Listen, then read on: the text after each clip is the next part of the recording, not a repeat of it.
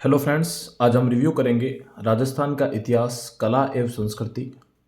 यह पुस्तक पप्पू सिंह प्रजापति के द्वारा लिखी गई है और यह इस पुस्तक का पहला एडिशन है जो हाल ही में 2025 में प्रकाशित हुआ है। क्लासिक प्रिंट सीरीज की ओर से यह पुस्तक प्रकाशित होती है। प्रागैतिहासिक काल से राजस्थान के एकीकरण तक के मैटर को इस पुस्तक में समाहित किया गया है। नवीन, समग्र व प्रामाणिक विश्लेषण के आधार पर यह पुस्तक लिखी गई है।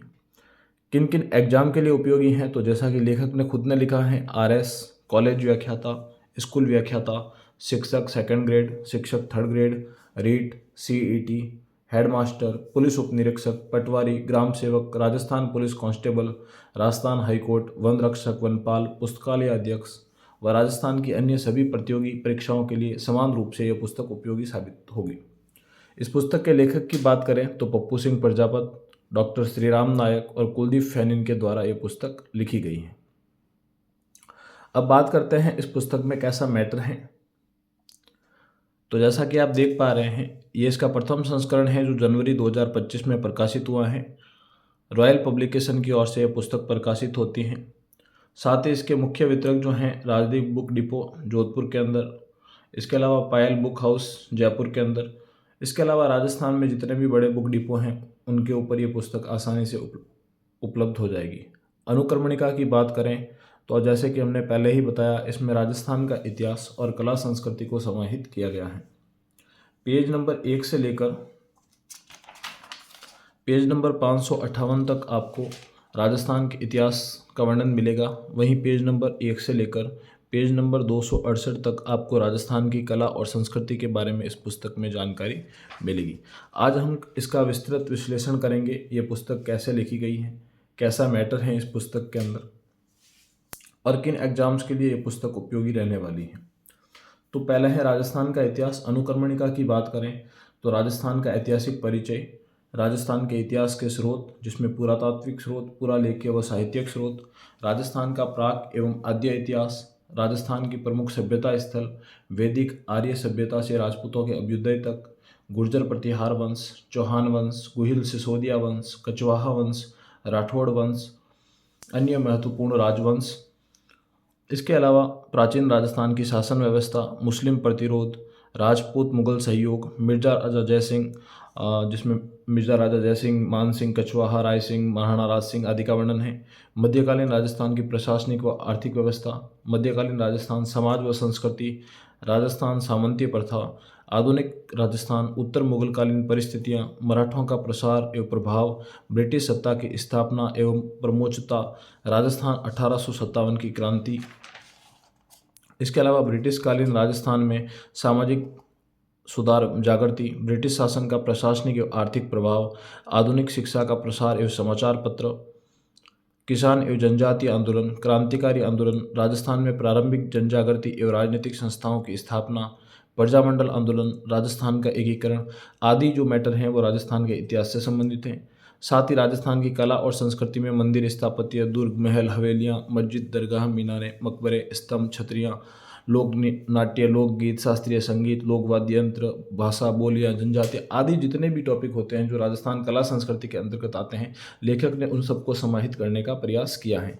ये जिन जिन लोगों का सहयोग रहा है या मार्गदर्शन मिला है लेखक को पुस्तक को लिखने में, उनके सबके नाम दिए गए हैं। अब बात करते हैं इसके पहले ही चैप्टर से कि मैटर कैसा लिखा गया है।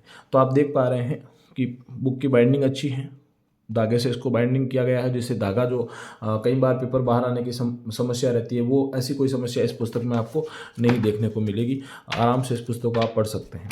आपको देखने में यह पुस्तक थोड़ी बड़ी लग सकती है, लेकिन इसमें राजस्थान का इतिहास और कला संस्कृति दोनों को ही समाहित किया गया है। साथ ही राजस्थान के इतिहास से संबंधित जो गहन से गहन प्रश्न बन सकते हैं, उन सबका समावेशन इस पुस्तक में करने का लेखक के द्वारा प्रयास किया गया है। लेखक आपको ये भी विश्वास दिलाता है कि आपको 90 से 100% तक सवाल जो राजस्थान के इतिहास से संबंधित अलग अलग भर्ती परीक्षाओं में पूछे जाते हैं वो इस पुस्तक में आपको प्राप्त हो जाएंगे। और ऐसा हुआ भी है, जो पिछली भर्तियां गई है उसमें जो क्वेश्चन पूछे गए थे वो लगभग इस पुस्तक के अंदर उनके आंसर मिल जाते हैं। अब बात करते हैं कि मैटर कैसा लिखा गया है। तो प्रिंटिंग देख सकते हैं आप, बहुत अच्छी हुई है। ना तो फ़ॉन्ट ज़्यादा छोटे हैं, ना बहुत ज़्यादा फ़ॉन्ट बड़े हैं। साथ ही जो महत्वपूर्ण चीज़ें हैं उनको बोल्ड करके लिखा गया है। आगे हम बात करते हैं तो जहाँ सारणी की ज़रूरत थी वहाँ लेखक ने सारणी बनाई है। साथ ही डेट्स का जो इतिहास में बहुत बड़ा रोल होता है उनका भी अच्छे से प्रयोग किया गया है। गलतियाँ बहुत ही कम देखने को मिलेगी। हो सकता है कुछ त्रुटियाँ जो है इतनी बड़ी पुस्तक लिखने के उपरांत जो गलतियाँ रह जाती हैं, ग्रामिकल मिस्टेक रह जाती है, तो वो हो सकती हैं, लेकिन इसके अलावा गलतियाँ आपको इस पुस्तक में बहुत कम देखने को मिलेगी। तो जैसा कि ये इसका जो चैप्टर है जिसमें राजस्थान के प्रमुख इतिहास के स्रोतों से संबंधित चैप्टर हैं, वो आप देख सकते हैं कितने अच्छे तरीके से लिखा गया है। और इस पुस्तक को अगर आप पढ़ सकते हैं तो निश्चित रूप से फिर उसके बाद राजस्थान इतिहास में आपको और कुछ भी पढ़ने की ज़रूरत नहीं रहेगी, क्योंकि लेखक ने इतना अच्छा इस पुस्तक को लिखने में काम किया है।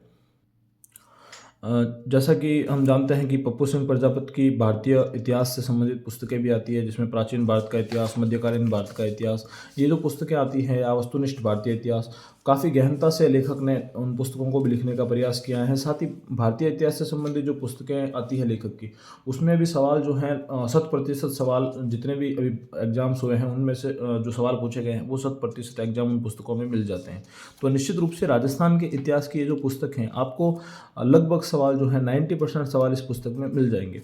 हो सकता है कुछ लोगों को ये पुस्तक बड़ी लगे पढ़ने में, लेकिन अगर आप फर्स्ट ग्रेड की तैयारी कर रहे हैं या कॉलेज लेक्चरर की तैयारी कर रहे हैं, असिस्टेंट प्रोफेसर की तैयारी कर रहे हैं, तो जिस हिसाब से उनमें पेपर पूछे जाते हैं, सवाल बनते हैं, तो निश्चित रूप से आपको ऐसी पुस्तक को पढ़ना ही पड़ेगा, जिससे आपको बार बार अलग अलग प्रकार की पुस्तकें ना पढ़नी पड़े। अगर आप पर्टिकुलर राजस्थान के इतिहास को, जैसे कुछ लोग हिंदी ग्रंथ अकादमी की बात करते हैं कि हिंदी ग्रंथ अकादमी की पुस्तकें पढ़नी चाहिए, नो डाउट वो बहुत अच्छी पुस्तकें हैं, लेकिन एक पुस्तक में वो सारा मैटर नहीं मिल पाएगा। लेखक ने उन सारी पुस्तकों का निचोड़ इस पुस्तक के अंदर देने का प्रयास किया है। राजस्थान के इतिहास में पप्पू सिंह प्रजापति के अलावा गणपत सिंह राजपुरोहित सर की भी पुस्तक आती हैं, नाथ पब्लिकेशन पवन भवरिया सर की भी पुस्तक आती है। ये सारी ही पुस्तकें अच्छी मानी जाती हैं। इसके अलावा दिनवाल पब्लिकेशन, वो भी एक अच्छा पब्लिकेशन है, अच्छी पुस्तकें निकालता है।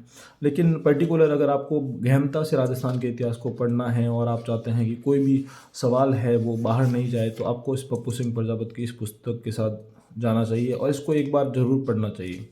अब देखिए, इसमें महीन से महीन जो महत्वपूर्ण चीज़ें हैं उनको यहाँ दर्शाने का प्रयास किया गया है। लेखक ने कुछ इम्पोर्टेंट चीज़ों को अलग से बॉक्स बना के उसके अंदर देने का भी प्रयास किया गया है। तो आपको ये जो बुक है वो बोर भी नहीं करेगी। फ़ॉन्ट भी ज़्यादा छोटे नहीं हैं, या ऐसे नहीं है कि बहुत ज़्यादा छोटे फ़ॉन्ट है या बहुत ही ज़्यादा मैटर हो, ऐसा भी नहीं है। लेखक को जो इम्पोर्टेंट लगा, जैसे सवाल बन सकते हैं, लेखक ने उन सारे सवालों को, उन सारे तथ्यों को इस एक पुस्तक में समेटने का प्रयास किया है। अब बात कर लेते हैं कुछ इस कला संस्कृति की। तो कला संस्कृति की बात करें तो कला संस्कृति लगभग 250 पेज में इस पुस्तक में जो है कला संस्कृति दे रखी है। जिस हिसाब से राजस्थान का इतिहास लिखा गया है, उसी प्रकार से राजस्थान की कला संस्कृति भी लिखी गई है। कई जैसे बावड़ियों का वर्णन दे रखा है, तो आपको ऐसी कई बावड़ियाँ मिल जाएगी जो आपने पहली बार सुनी होगी। तो गहनता से इस पुस्तक को लिखा गया है, लेखक ने काफ़ी मेहनत की है, इसमें कोई भी डाउट नहीं है। जैसे राजस्थान के प्रमुख समिति और कार्य, कौन कौन सी राजस्थान में समितियां बनी, चाहे शंकर देवराव समिति हो, उसमें कौन से सदस्य थे, ऐसे सवाल पूछे जाते हैं। तो नो डाउट लेखक ने बहुत ही अच्छी तरीके से इस पुस्तक को लिखने का प्रयास किया है। ये जो टॉपिक है राजस्थान के संत संप्रदाय, लोक देवता व लोक देवियाँ, इसमें भी बहुत अच्छा वर्णन दे रखा है, आप देख सकते हैं। जैसे जाम्बो जी के बारे में, कहाँ जन्म हुआ था, कहाँ उन्होंने दीक्षा पाई, उस संप्रदाय में दीक्षा लेने को क्या कहा जाता है, वाम मार्गी पंथ क्या होता है, निरंजनी संप्रदाय, अलखिया संप्रदाय, तो लगभग सभी का बहुत कुछ वर्णन दे रखा है इस पुस्तक में। तो राजस्थान के इतिहास और कला संस्कृति के लिए यह है पप्पू सिंह प्रजापति सर की पुस्तक। तो कैसे लगी आपको ये पुस्तक, हमें कमेंट बॉक्स में ज़रूर बताइएगा, और ऐसे ही पुस्तकों के रिव्यू देखने के लिए हमारे चैनल को लाइक और सब्सक्राइब ज़रूर करें।